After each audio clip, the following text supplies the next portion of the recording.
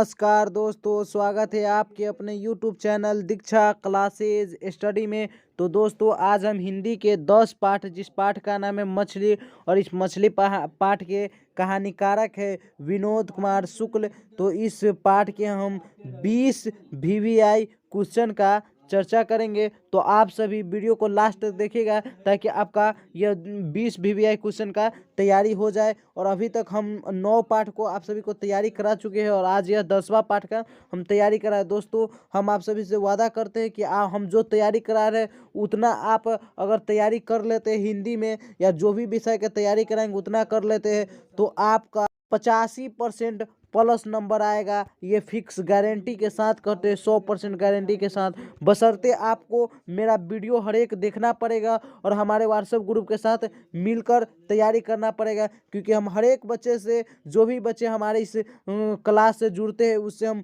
हर एक शनिवार को या रविवार को उससे बात करते हैं और यह भी पूछते हैं कि उसकी तैयारी कैसी हो रही है। तो आप सभी भी जुड़ जाइए हमारे साथ, तो हमसे बात भी कीजिए और अच्छी से तैयारी कीजिए। क्योंकि ऑनलाइन अब तैयारी करना हुआ बहुत आसान, क्योंकि हम लेकर आ गए हैं आप सभी के लिए दीक्षा क्लासेज स्टडी, जो पहले ऑफलाइन चलता था और अब ऑनलाइन आ चुका है आप सभी के बीच। तो इस क्लास से जुड़ जाइए, क्योंकि अभी ये बहुत कम बच्चे जुड़े हुए हैं और मात्र हम 10th के 5 ही ग्रुप बनाए हुए हैं और इस 5 ग्रुप में अभी 3 ग्रुप पूरी तरह खाली है। तो अभी से आप जुड़ना चाहते हैं तो जल्द जुड़ जाइए, क्योंकि 5 ग्रुप से ज़्यादा 10th का ग्रुप नहीं बनेगा। तो दोस्तों, आज का मेरा पहला प्रश्न है, मछली शीर्षक कहानीकारक विनोद कुमार शुक्ल के किस कहानी संग्रह, इस बार संग्रह है, आपको नहीं दिखता होगा, हम लिख देते हैं यहाँ पर, यानी मछली कहानी शीर्षक कहानीकारक विनोद कुमार शुक्ल किस कहानी के संग्रह से लिया है। यानी पेड़ का कमरा, बी महाविद्यालय, सी मानसरोवर और डी कोठरी की बातें। तो इसका राइट आंसर हो जाएगा बी महाविद्यालय। महाविद्यालय क्या है, इसमें कहानियों का संग्रह, यानी बहुत सारे कहानी इसमें लिखा हुआ है।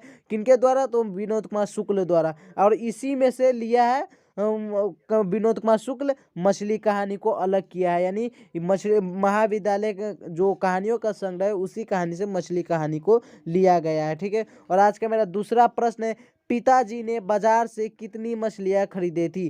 पिताजी ने बाजार से कितनी मछलियाँ खरीदी थी। ऐसे हम बोल रहे तो आपको समझ में नहीं गया, इसलिए इस पाठ को एक मतलब रीड कर लीजिएगा ताकि आपको बहुत अच्छे से समझ में आ जाए। और ए में दिया हुआ है 3, बी में 4 और सी में 2 और डी में 5। तो दोस्तों, इसका राइट आंसर हो जाएगा ए 3। ठीक है। और आज का मेरा तीसरा प्रश्न है, परिवार के नौकर का क्या नाम था। परिवार के नौकर का क्या नाम था। तो इसका राइट आंसर हो जाएगा ए संतु। ठीक है। तो दोस्तों, आज का मेरा चौथा प्रश्न, नरेन कौन था। ए नौकर, बी कथाकारक का भाई, सी कथाकारक का दोस्त और डी में है दीदी का प्रेमी। तो इसका राइट आंसर हो जाएगा डी, दीदी का प्रेमी। नरेन कौन था, तो दीदी का प्रेमी। ठीक है। और आज का मेरा पांचवा प्रश्न है, मोहरा क्या है। मोहरा क्या है। ए इमारत, बी जंगल, सी पर्वत और डी नदी। तो इसका राइट आंसर हो जाएगा डी नदी। मोहरा क्या है, तो नदी है। ठीक है। और आज का मेरा छठा प्रश्न है, कहानीकारक के छोटे भाई का क्या नाम है। कहानीकारक के छोटे भाई का क्या नाम है। ए भग्गू, बी जग्गू, सी संतु और डी दीनू। तो इसका राइट आंसर हो जाएगा सी संतु। कहानीकारक के छोटे भाई का क्या नाम है, संतु। और कहानीकारक कौन है, तो विनोद कुमार शुक्ल। विनोद कुमार शुक्ल के छोटे भाई का क्या नाम है, तो संतु नाम है। ठीक है। और आज का मेरा सातवां प्रश्न है, ये रहा आज का मेरा सातवां प्रश्न, किसको घर में मछली गोश्त बनाना अच्छा नहीं लगता था। यानी किसको, कहानीकारक के घर में किसको मछली गोश्त बनाना अच्छा नहीं लगता था। ए माँ को, बी पिताजी को, सी संतु को और डी भग्गू को। तो इसका राइट आंसर हो जाएगा ए माँ को। यानी किसको मछली गोश्त घर में बनाना अच्छा नहीं लगता था, तो माँ को। और आज का मेरा 8वां प्रश्न है, घर में घुसे तो साले के हाथ पैर तोड़कर बाहर फेंक देना, ऐसा किसने कहा था। हंसी आ रहा है दोस्तों, आप सभी मस्ती कीजिए। यह पाठ बहुत ही मज़ेदार पाठ है, इसको आप पढ़िएगा, बहुत कुछ जानकारी मिलेगा, बहुत कुछ सीखने को मिलेगा। यह प्रश्न क्या है, घर में घुसे तो साले के हाथ पैर तोड़कर बाहर फेंक देना, ऐसा किसने कहा था। ए भग्गू, बी संतु, सी माँ और डी पिताजी। तो इसका राइट आंसर हो जाएगा डी, पिताजी ने बोला था। ठीक है। और आज का मेरा 9वां प्रश्न है, संतु मछली लेकर क्यों भागा। बेचने के लिए, खाने के लिए, काटने के लिए और कुएं में डालने के लिए। तो इसका राइट आंसर हो जाएगा डी, कुएं में डालने के लिए। ठीक है, संतु मछली लेकर क्यों भागा? तो कुएं में डालने के लिए। और 10वां प्रश्न है, पिताजी ने किसको मारा था? पिताजी ने किसको मारा था? ए दीदी को, बी माँ को, सी संतु को और डी भग्गू को। तो इसका राइट आंसर ए दीदी को। ठीक है, और आज का मेरा 11वां प्रश्न है, ये रहा आज का मेरा 11वां प्रश्न दोस्तों। भग्गू संतु के पीछे क्यों भागा? भग्गू संतु के पीछे क्यों भागा? ए संतु को मारने के लिए, बी संतु को बुलाने के लिए, सी मछली छीनने के लिए और डी संतु को समझाने के लिए। तो इसका राइट आंसर हो जाएगा सी, संतु यानी मछली छीनने के लिए। भग्गू संतु के पीछे क्यों भागा? तो मछली छीनने के लिए। और आज का मेरा 12वां प्रश्न है, विनोद कुमार शुक्ल का जन्म कब हुआ? यानी मछली कहानी के लेखक विनोद कुमार शुक्ल का जन्म कब हुआ? ए 1 जनवरी 1936 ईस्वी, बी 1 जनवरी 1937 ईस्वी, सी 1 जनवरी 1938 ईस्वी और डी 1 जनवरी 1939 ईस्वी। तो इसका राइट आंसर हो जाएगा बी, 1 जनवरी 1937 ईस्वी को। और आज का मेरा 13वां प्रश्न है, विनोद कुमार शुक्ल का जन्म कहाँ हुआ? विनोद कुमार शुक्ल का जन्म कहाँ हुआ? ए राजनंद छत्तीसगढ़, बी दुर्ग छत्तीसगढ़, सी नेवरा बिहार और डी नालंदा बिहार। तो इसका राइट आंसर हो जाएगा ए राजनंद छत्तीसगढ़ में विनोद कुमार शुक्ल का जन्म हुआ।